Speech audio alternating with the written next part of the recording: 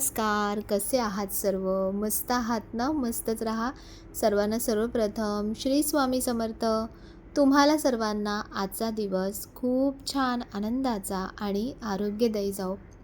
तर हे एक्झोराचं झाड आहे आणि बघा किती छान फुलं आलेत, किती बहरलंय. ह्या वर्षी ना पहिल्यांदा म्हणजे माझी झाडं जी आहेत ना, ती इतकी छान अशी बहरतायत, फुलं खूप छान येतायत. तर वातावरणाचा काही इफेक्ट असू शकतो आणि हे जे स्पेशली मला दाखवायचं आहे तुम्हाला, की रेन लिली. बघा मध्यंतरी एखाद दुसरंच फूल दिसत होतं, पण आता संपूर्ण झाड असं बहरतं. याला ना इथे खूप छान ऊन पण मिळतंय, पावसाची सुद्धा सर याला लागते आणि बघा कळ्या पण तुम्हाला दिसत असतील, की खूप कळ्या याच्यामध्ये ना पांढरा कलर येतो, पिवळा रंग येतो. खूप सुंदर वाटतं हे झाड आणि वर्षभर हे झाड फक्त असंच असतं, याला एकही फूल येत नाही आणि आता जशी पावसाची चाहूल लागते ना, तसं झाड संपूर्ण असं छान बहरतंय आणि इतकं भारी वाटतं ना, म्हणजे काय सांगू, की झाडांना अशी जेव्हा खूप छान फुलं येतात, खूप छान झाडं वाढायला लागतात, तर तेव्हा आणखीन चांगलं वाटतं. तर उद्या आहे आपली वटपौर्णिमा, तर म्हणून मग आजच म्हणजे आता शनिवार आणि रविवार दोन्ही दिवस मला जितकी काही पूर्वतयारी करता येईल ना, तितकी मी पूर्वतयारी करायचा प्रयत्न करते. तर शनिवारीच आता हा शनिवार आणि रविवार दोन्ही दिवसांचा मिक्स व्हिडिओ आहे. तर शनिवारीच मी पूजेचं सगळं आटपून घेतलं, कारण हे पण होते. सगळे देव, सगळं काढायचं म्हटल्यानंतर ना, खूप सारा वेळ जातो आणि मला प्रत्येक गोष्ट अशी छान, व्यवस्थित, परफेक्ट अशीच लागते.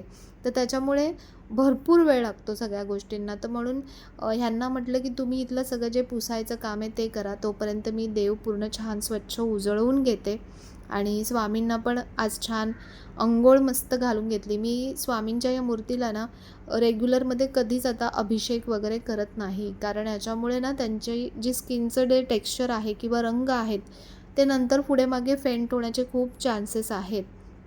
तर म्हणून फक्त आणि फक्त पाण्याने त्यांना छान अंघोळ घालून घेते.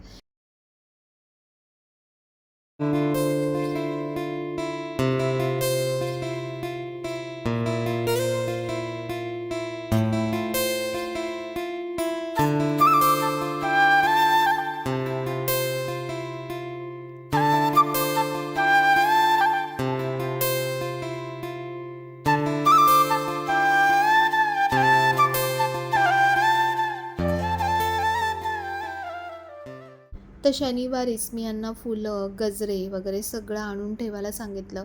कारण रविवारी म्हणजे आदल्या दिवशी ना खूप महाग होऊन जातं सगळं. स्पेशली गजरे जेव्हा सण असतो ना, सणाच्या आदल्या दिवशी आणि त्या दिवशी खूप गजरे प्रचंड महाग होतात आणि त्याच्यामुळे आदल्या दिवशीच आणायला सांगितलं आणि बघा असे पूर्ण गुच्छा असे गजरे लावतात, ते किती सुंदर दिसतात ना. पण ना मी एरवी जेव्हा गजरे आणते ना, मी एकही गजरा त्यातला लावत नाही, कधीच वापरत नाही. आता उद्या फक्त पूजेसाठी लावेन, पण बाकी जेवढे पण गजरे असतात ना, मी संपूर्ण देवांसाठीच घेऊन येते. माहीत नाही मला अशी लावण्याची किंवा घालण्याची काही इच्छा होत नाही. असं वाटतं की आपण जे देवासाठी आणलंय ते देवालाच अर्पण करू आणि खूप छान फुलं पण ह्यांना आज खूप छान मिळाली होती. तर सगळी फुलं ना मी वेगवेगळी काढून ठेवते. म्हणजे मागे जसं मी तुम्हाला सांगितलं की प्रत्येक दिवसानुसार म्हणजे सोमवार असेल तर पांढरी फुलं, मंगळवार असेल तर पिवळी फुलं, बुधवार असेल तर पर्पल कलरची फुलं म्हणजे अष्टरची जी फुलं आहेत ती, मग परत गुरुवार असेल तर पिवळी फुलं. असं मी आलटून-पालटून म्हणजे फुलं छान अशी ठेवते. सगळी तुम्ही एकत्र ठेवलीत ना तर ते असं सगळं मेसी दिसतं. एकाच रंगाची किंवा जास्तीत जास्त 2 रंगाची फुलं जेव्हा तुम्ही देवघरात लावाल ना, बघा देवघर किती उठून दिसेल छान. तर म्हणून सगळी फुलं वेगवेगळी लावली. त्यातल्या त्यात गुलाब छोटे, मोठे ते वेगळे केले आणि ह्या ज्या माळा आहेत ना, ह्या खूप सुंदर दिसतात. तर या स्पेशली मी आता उद्याच्या पौर्णिमेच्या पूजेसाठी मागवल्यात, की सगळ्या देवांना तशा त्या माळा घालणार. खूप छान दिसतात. तर ताईनी मला म्हणजे ज्या फुलवाले ताई आहेत ना, त्यांनी मला थोडीशी फुलं एक्स्ट्रासुद्धा दिली होती. बोनस जे आपण म्हणतो ना, कारण सारखी माझी फुलं आणि हे सगळं चालूच असतं त्यांच्याकडून. तर म्हणून त्यांनी थोडीशी एक्स्ट्रा फुलं पण दिली होती. तर ती पण मी गुलाब छान ते काढून ठेवते आणि असं सगळं बघा असं वाटतं, की फुलांचं असं छान म्हणजे शेती असते ना फुलांची, फुलांची बाग म्हणता येईल, शेती नाही बाग म्हणता येईल. तर तसं पूर्ण फुलांची बागच वाटते आणि अशी फुलं फ्रेश फुलं असली ना, की आपलं पण मन असं अगदी असं ताजं टवटवीत होऊन जातं.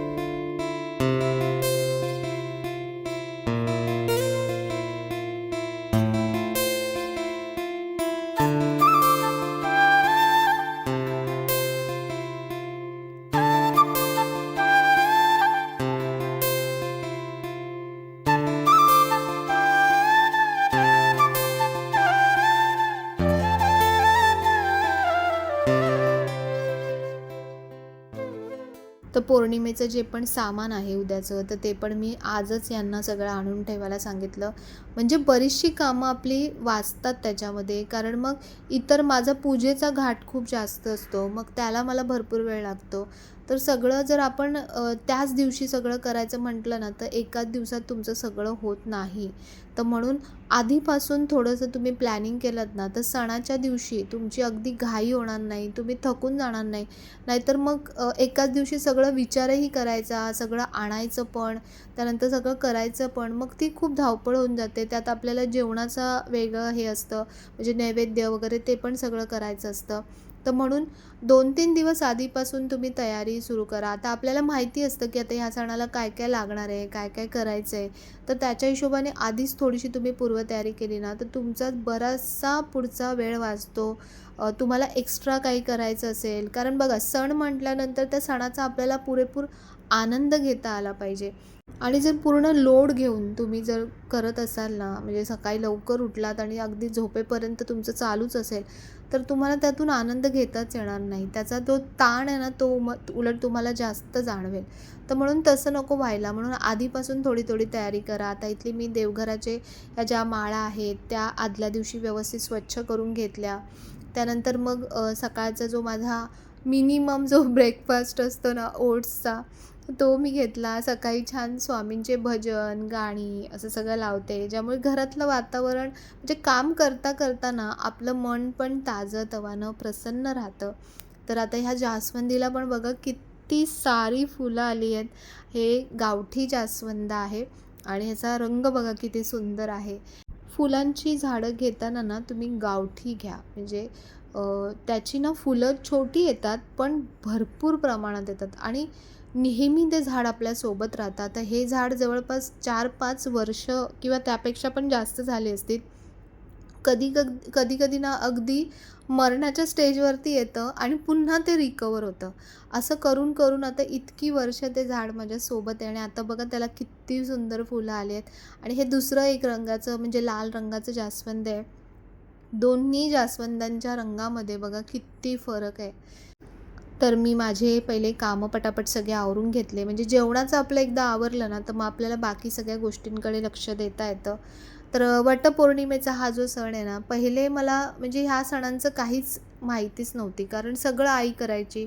आई सगळी तयारी करून ठेवायची. अगदी म्हणजे ते सामान आणण्यापासून ते सगळं त्याचं पूर्ण ताट तयार करेपर्यंतचं सगळी तिची तयारी असायची. मला फक्त जायचं असायचं आणि पूजा करायची असायची.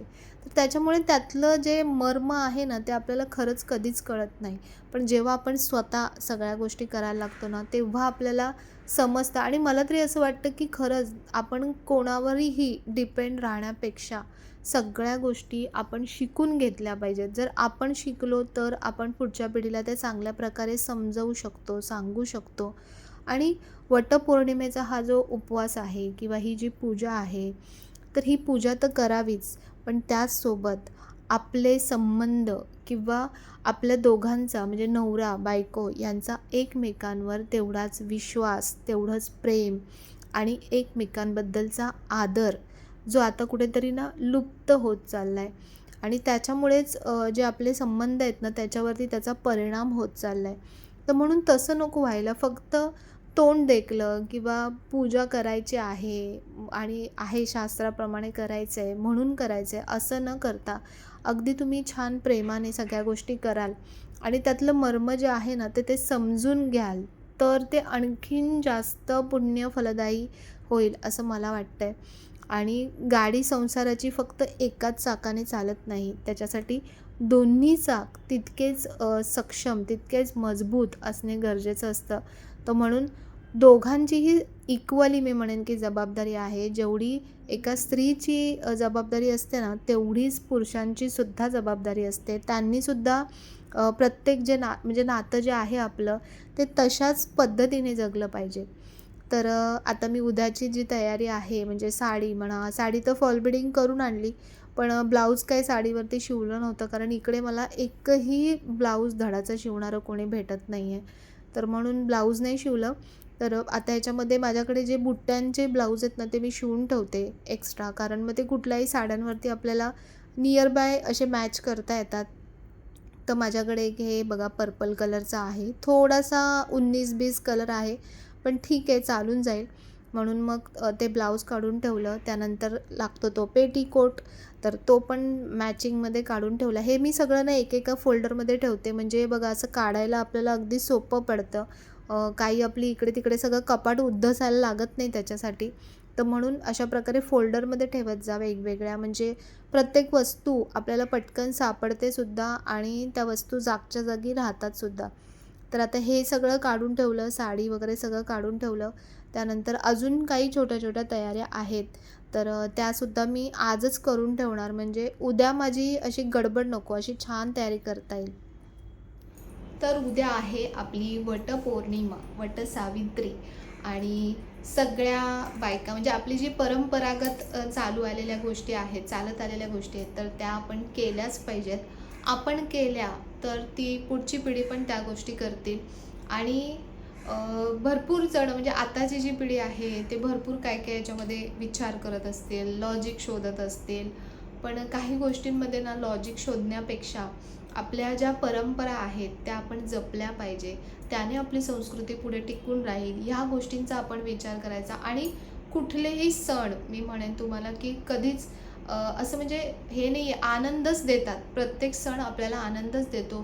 प्रत्येक सणामुळे आपण एकमेकांशी भेटणं होतं. आता जे सध्या सगळं एकटं-एकटं पण झालं आहे, की आपलं लाईफ खूप बिझी शेड्यूल आहे. रोजचं तेच शेड्यूल आहे. त्यात कोणाला भेटणं होत नाही, बोलणं होत नाही. तर अशा सणांच्या निमित्ताने का होईना आपलं बोलणं, भेटणं होतं. दुसरी महत्त्वाची गोष्ट की वटपौर्णिमेची जी पूजा आहे, तर काही बरेच आता भरपूर माहिती मिळून जाते आपल्याला आधीच, की कधी करायची, कधी नाही वगैरे, टायमिंग्स वगैरे सगळं बरीच माहिती मिळते. मला जी माहिती मिळाली ती मी तुम्हाला इथे साईडला स्क्रीनवरती दाखवते. तर त्या टायमिंगमध्ये तुम्ही आपली पूजा करून घ्या. त्याच्यानंतर आणखीन एक महत्त्वाची गोष्ट जी करू नका, ही मला तुम्हाला स्पेशली सांगायची आहे, की बऱ्याच लेडीज काय करतात, की वडाची फांदी आणतात. तर मला सांगा, आता त्या फांदीमध्ये जीव आहे का? वटपौर्णिमेची पूजा, वडाच्या झाडाची पूजा आपण वडाच्या झाडाच्या इथे जाऊन का करतो? वडाचं झाड, पिंपळाचं झाड हे मॅक्झिमम ऑक्सिजन रिलीज करतं. हे एक त्याचं बोलतात ना सायंटिफिक रिझन आहे. त्याच्यानंतर पूर्वीच्या ज्या बायका होत्या त्या घरामध्ये, आपल्या संसारामध्ये, माणसांमध्ये इतक्या गुंतलेल्या असायच्या, की त्यांना बाहेर येणं, बोलणं, चालणं ह्या गोष्टींसाठी खरंच वेळ मिळायचा नाही. आणि म्हणून असे जे सण होते, जिथे वडाच्या इथे जाऊन छान ते आपण जसं म्हणतो ना, की एन्जॉय, एंटरटेनमेंट, तर तसं हे थोडंफार त्यांचं होतं, की तिथे छान झोके घ्यायचे, खेळायच्या, वेगवेगळे खेळ खेळले जायचे. तर तो एक त्यांचा आनंदाचा एक म्हणतात ना, की क्षण किंवा आनंदाचे ते दिवस अशा प्रकारचे ते करायचे. पण आता आपल्याला जेव्हा वडाची पूजा करायची आहे, तर मान्य करेन, की काही जणांच्या इथे वडाचं झाडच अवेलेबल नसतं किंवा मिळत नाही वडाचं झाड जवळपास. तर तुम्ही अगदीच काहीच ऑप्शन नसेल, काहीच. वडाचं झाड तर कुठे ना कुठेतरी असतंच. थोडंसं आपण शोधलं तर मिळून जाईल. पण अगदीच काही ऑप्शन नसेल ना, तर तुम्ही सरळ वडाचं चित्र काढा किंवा प्रिंट करून आणा. आता खूप सारे ऑप्शन आहेत प्रिंटिंगचे वगैरे. तर प्रिंट काढा, चित्र काढा आणि त्याची पूजा करा. पण प्लीज फांदीची पूजा करू नका. कारण ऑलरेडी तुम्ही ते वडाच्या झाडाची फांदी तोडून आणली आहे. ते एक म्हणतात ना, की आपल्याकडून पापकृत्य घडलेलं आहे. दुसरं म्हणजे त्याच्यात काही जीवच नाही आहे त्या झाडामध्ये आणि ते झाड तुम्हाला काय आशीर्वाद देणार? म्हणून वडाच्या फांदीची पूजा करू नका. एक तर वडाच्या झाडाची पूजा करा किंवा फोटोची पूजा करा. त्यानंतर दुसरी आणखीन एक महत्त्वाची गोष्ट ती म्हणजे की वडाच्या झाडाची जी आपण पूजा करतो, तर त्याच्यामागे जी ही म्हणजे बोलतात ना रीत चालत आली. काही गोष्टी कशा असतात ना, ज्या सुरुवातीला ज्या सेट केल्या जातात, तर त्या शास्त्रोक्त पद्धतीने किंवा त्यातलं मूळ कारण वेगळं असतं आणि नंतर हळू त्याला चेंज होत लोकं त्याला काही ना काही वेगवेगळी नावं देत किंवा त्याच्यामध्ये आणखीन काय ॲड ऑन करत ते आपल्यापर्यंत जोपर्यंत पोहोचतं ना, त्याचं पूर्ण रूपांतर वेगळं चेंज झालेलं असतं. तर तसंच एका गुरुजींचा मी व्हिडिओ बघितला होता आणि त्यांचं म्हणणं मला खरंच खूप पटलं होतं, की आपण जे म्हणतो ना, की वडाच्या झाडाची पूजा केल्यानंतर आपल्याला 7 जन्म हाच नवरा मिळणार आहे किंवा हाच नवरा हवा आहे, म्हणून आपण 7 जन्म 7 फेरे वडाच्या झाडाला घालतो. पण खरं तर ही जी वडाची पूजा आहे ती त्याच्यासाठी केली जात नाही. सावित्रीने सत्यवानाचे प्राण यमाकडून परत आणले होते आणि वडाच्या झाडाखाली ही सगळी घटना घडली होती आणि त्याच्यानंतर वडाच्या झाडाच्या पूजेची जी प्रथा आहे ती रूढ झाली.